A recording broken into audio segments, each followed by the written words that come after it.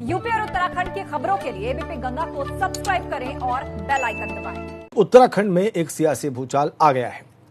महिला सशक्तिकरण एवं बाल विकास की राज्य मंत्री रेखा आर्य के एक खत से, जिसमें उन्होंने एक आईएएस की गुमशुदगी और अपहरण का मुद्दा उठाया था। हालांकि 24 घंटे भी नहीं बीते कि इसी मामले में साफ हो गया कि आईएएस कहीं नहीं गए, बल्कि आइसोलेट होकर अपने ही घर बैठे।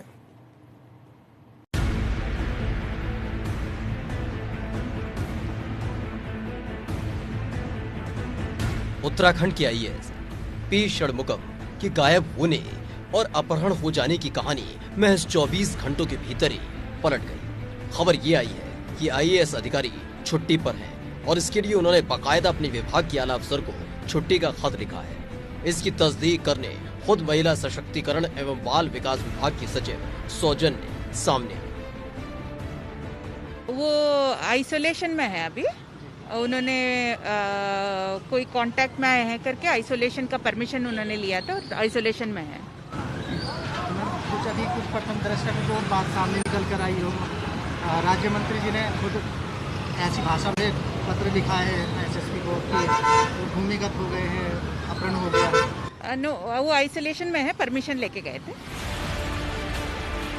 यहीं से सवाल उठता है कि महिला सशक्तिकरण एवं बाल विकास राज्य मंत्री रेखा आर्य ने अफसर की गुमशुदगी के लिए एफआईआर के लिए खत और अपहरण की आशंका क्यों जताई?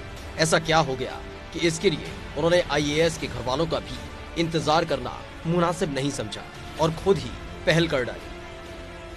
सूत्रों की माने तो एक मसले को लेकर चल रहा मंत्री और अफसर के बीच विवाद इसकी बड़ी वजह बन गया है, जिसे लेकर मंत्री अति सक्रिय हो गए और उन्होंने इस मामले को पुलिस तक खींच ले जाने की पहल कर डाली।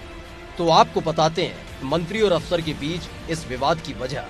हालांकि ये पहले ही साफ करना जरूरी है कि ये जानकारी सूत्रों से एबीपी गंगा को खास तौर पर हाथ लगी है, जिसके मुताबिक राष्ट्रीय न्यूट्रिशन मिशन, प्रधानमंत्री मातृ वंदना योजना, राज्य मुख्यालय पर 181 महिला कॉल सेंटर की स्थापना, साथ ही हर जिले पर वन स्टॉप सेंटर स्थापित करने के लिए आउटसोर्सिंग के जरिए 400 लोगों की नियुक्ति की जानी है। इसके लिए टेंडर भी हो चुके हैं।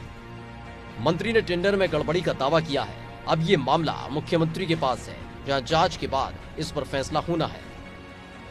हालांकि अब इस मामले में मंत्री रेखा आर्य ने कहा है कि उन्होंने जो भी कार्रवाई की वो फिक्रवश की है, उसके पीछे कोई अहम वजह नहीं है। निदेशक का कहीं कोई अता पता नहीं है। उनके पीएस को मेरा पीएस लगातार संपर्क करता है, उनके पीएस को नहीं पता कि वो कहाँ है, सचिव को भी नहीं पता कि वो कहाँ है। तो मुझे निश्चित रूप से यदि हमारे परिवार का कोई सदस्य होता है या हमारे गांव का भी कोई आदमी होता है, वो कहीं है, यदि संपर्क में नहीं है, तो निश्चित रूप से हम लोग चिंता व्यक्त कर रहे हैं। वही चिंता मैंने भी व्यक्त करी कि जब सदन आहूत है, सदन के संदर्भ में नियम 53 में विषय आया हुआ हमारे विभाग का, तो आखिरकार हमारा निदेशक है कहाँ पे? तो 4-5 दिनों से लगातार संपर्क न होना चिंता व्यक्त करता है। इसीलिए उनकी खोजबीन कराने के लिए ये पत्र जो है डीआईजी एसएसपी दोनों को लिखा। हालांकि सिर्फ यही नहीं बल्कि कई और मामले हैं जिन्हें लेकर कहा जाता है कि मंत्री रेखा आर्य और अफसरों के बीच झगड़ा नया नहीं है। इसमें एक बड़ी वजह मंत्री के पति भी है, जो सीधे दखल रखते हैं। बीते कुछ मामले इसकी तस्दीक भी करते हैं। 2016 में ऊधम सिंह नगर के एसएसपी केवल खुराना और मंत्री के पति के बीच विवाद हुआ। मामला मुख्यमंत्री हरीश रावत तक पहुंचा। 2017 में अल्मोड़ा डीएम 7 बंसल का मंत्री रेखा आर्य से विवाद हुआ। डीएम का तबादला किया गया। आईएएस राधा रतूड़ी से भी मंत्री का टकराव सुर्खियां बटोर चुका है। रतूड़ी के खिलाफ रेखा आर्य ने चिट्ठी लिखी।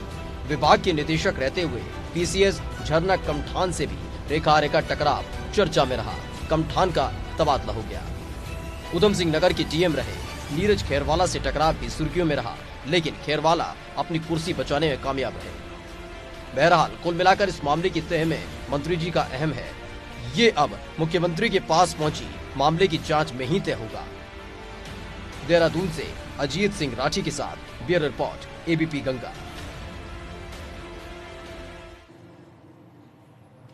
तो मंत्री जी का पूरा इतिहास रहा है ब्यूरोक्रेट से टकराव का।